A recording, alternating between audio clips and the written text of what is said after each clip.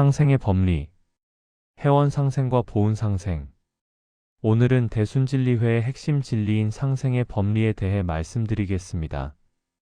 상제님께서 이 세상에 오신 목적은 무엇이었습니까? 바로 광구천하 광재창생, 세상을 바로잡고 모든 창생을 널리 구제하시기 위함이었습니다. 그리고 그 방법으로 주신 것이 바로 음양합덕, 신인조와 해원상생, 토통진경의 대순진리입니다. 이 중에서도 3개 공사의 가장 핵심적인 종교적 법리가 바로 상생의 도입니다. 오늘 영상에서는 이 상생의 법리, 특히 해원상생과 보훈상생에 대해 자세히 살펴보겠습니다. 이 법리를 제대로 이해하지 못하면 포덕천하의 대의를 바로 세울 수 없습니다. 일부 상생 법리의 근본, 상제님의 대강과 대순진리. 상제께서는 보구간민과 사회화합, 나아가서는 세계화평을 이룩하시려고 인세에 대강하셨습니다. 상제님께서는 전대 미증유의 위대한 진리를 선포하시며 이에 수반된 3개 공사를 행하셨는데, 우리는 무엇보다 여기에서 종교적 법리가 무엇인지부터 알고 깨달아 나가야 합니다. 선천의 상극지배. 상제께서 공사 1장 3절에서 말씀하셨습니다. 선천에서는 인간 사물이 모두 상극에 지배되어 세상에 원한이 쌓이고 맺혀 삼계를 채웠으니 천지가 상도를 잃고 갖가지의 재화가 일어나 세상은 참혹하게 되었도다. 선천세계는 상극의 이치가 지배했습니다. 상극이란 서로 이기고 서로 억누르고 서로 극하는 힘입니다. 수만 년 동안 인간과 사물은 이 상극의 지배를 받아 끊임없이 다투고 갈등했습니다. 그 결과 원한이 쌓이고 맺혀 삼계를 가득 채웠고 천지가 본래의 도를 잃어 온갖 재앙이 일어났습니다. 상제님의 해결 상생의 도. 상제께서 계속해서 말씀하셨습니다. 그러므로 내가 천지의 도수를 정리하고 신명을 조화하여 만고의 원한을 풀고 상생의 도로 후천의 선경을 세워 세계의 민생을 건지려 하노라. 여기서 핵심을 발견할 수 있습니다. 선천세계의 가장 근본적인 참화의 원인이 상극의 이치가 인간과 사물을 지배한 데 있었다는 것입니다. 상제께서는 이 상극의 모순을 해소하고 상생의 도로서 선경을 여신다고 선포하셨습니다. 따라서 3개 공사를 행하신 가장 큰 종교적 법리는 바로 상생의 도, 곧 상생의 법리인 것입니다. 상생 법리의 의미. 선천세계에는 모든 사물이 도의에 어그러지고 원한이 맺히고 쌓여 그것이 마침내 3계의 재앙으로 가득 차 진멸의 위기에 처했습니다. 이 세계를 뜯어고치는 공사의 처방이 바로 상생의 법리입니다. 상생 법리는 남 잘되게 하는 것이 곧 나도 잘되는 길임을 자각해 하신 협동의 원리입니다. 그래서 공존 공영의 평화의 윤리라 할 수 있습니다. 이 상생의 도의 오묘한 진리를 다 표현하기는 어렵지만 대략 크게 나누어 보면 해원상생과 보훈상생 두 가지로 구분됩니다. 이제 이 두 가지 법리에 대해 하나씩 자세히 살펴보겠습니다. 2부 해원상생. 선천원한의 누적. 먼저 해원상생에 대해 말씀드리겠습니다. 선천 수만 년 동안 상극이 인간 사물을 지배했습니다. 그 결과 모든 인사가 도의에 어긋나서 원한이 맺히고 쌓여 3계에 넘쳐났습니다. 마침내 살기가 터져 나와 세상의 모든 참혹한 재앙을 일으켰고 드디어 세상을 폭파할 지경에 이르렀습니다. 이것이 선천세계의 실상이었습니다. 3계 공사를 통한 해원. 상제께서는 3계 공사를 행하셨습니다. 극에 달한 신계와 인계의 원한을 풀어주시고 앞으로는 그러한 원한이 다시는 생기지 않도록 법리를 마련하여 인간을 개조하셨습니다. 그렇게 해서 세상을 화평되게 섭리하신 것입니다. 여기서 중요한 것은 두 가지입니다. 첫째, 이미 맺힌 원한을 푸는 것. 둘째, 새로운 원한이 생기지 않게 하는 것. 이것이 바로 해원상생의 의미입니다. 원한이 생기는 과정. 그렇다면 원한은 어떻게 생기는 것일까요? 해원상생의 대의를 좀 더 부연해 보겠습니다. 인간은 자기 도량에 따른 기획의 설계가 있고 그것이 의욕의 발동이 됩니다. 그 의욕의 발동은 행동으로 나타납니다. 즉 기획과 설계의 행동이 의욕의 발동인데 이 인간의 의욕이란 제한이 없습니다. 그래서 허영과 야망으로 넘쳐 허황된 꿈으로 사라지기 쉽습니다. 이와 같이 허황된 꿈으로 화하면 어떻게 됩니까? 드디어 실망과 후회가 따릅니다. 자기도 원망하고 남도 원망하게 됩니다. 이렇게 한을 품게 되는 것입니다. 이것이 원한이 생기는 과정입니다. 해원의 실천 수십 년성. 그렇다면 어떻게 해야 원한이 생기지 않게 할 수 있을까요? 인생의 생사존망에는 협동도덕이 기본이 되어 있습니다. 따라서 무엇보다 인간의 의욕 발동을 반성하고 조정해야 합니다. 수십 년성으로 허영과 야망을 경계하고 분수에 합당케 하여 후회 없이 하는 것이 해원의 묘사입니다. 수십 년성이란 마음을 닫고 성품을 연마한다는 뜻입니다. 서로가 분수를 망각하고 허영과 야망으로만 일관하게 되면 어떻게 됩니까? 급기야는 피해를 입게 되어 원망이란 척이 생기고 풀지 못할 원한을 맺게 됩니다. 척을 짓지 않는 삶. 그렇다면 척이란 무엇입니까?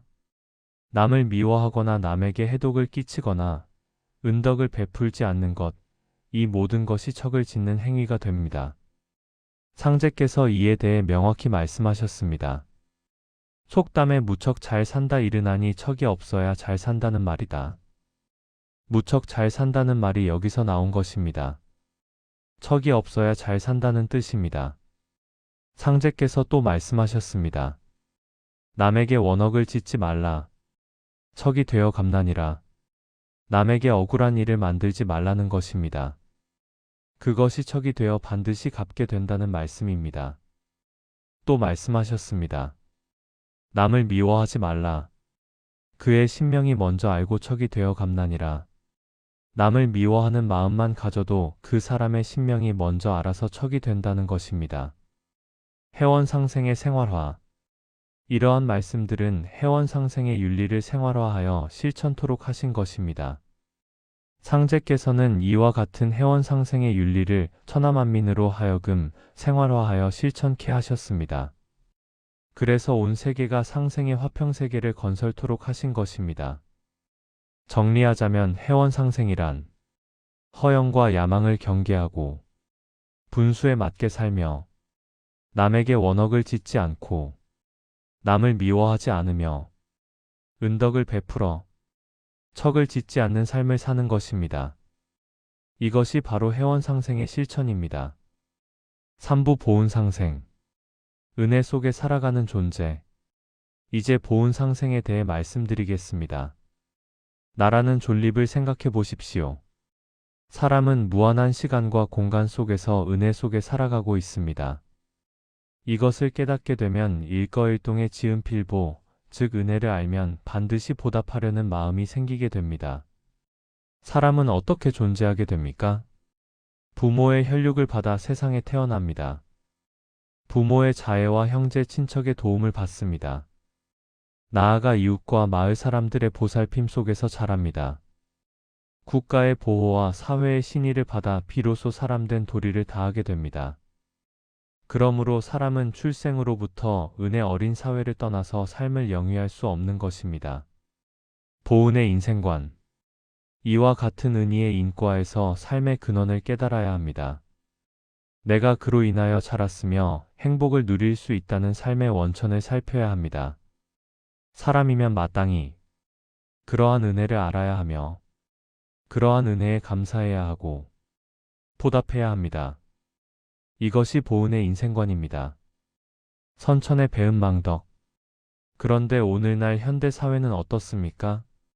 상제께서는 선천의 모습을 이렇게 진단하셨습니다. 선천에서는 모든 인사가 도의에 어그러져 인륜의 질서가 무너지고 마침내 만기군자무도, 만기부자무도, 만기사자무도, 세무충, 세무요, 세무열, 시고천하계 병. 임금을 잊은 자는 도가 없고 아버지를 잊은 자는 도가 없고 스승을 잊은 자는 도가 없습니다. 세상에 충도 없고 세상에 효도 없고 세상에 열도 없습니다. 그러므로 천하가 모두 병들었다는 것입니다.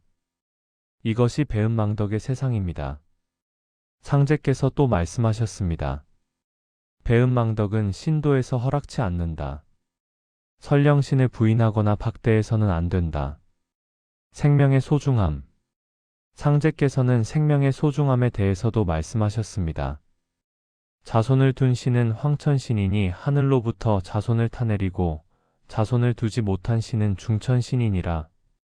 모든 설령신들이 쓸 자손 하나씩 타내려고 60년 동안 공을 들여도 자손 하나를 얻지 못하는 설령신들도 많으니라.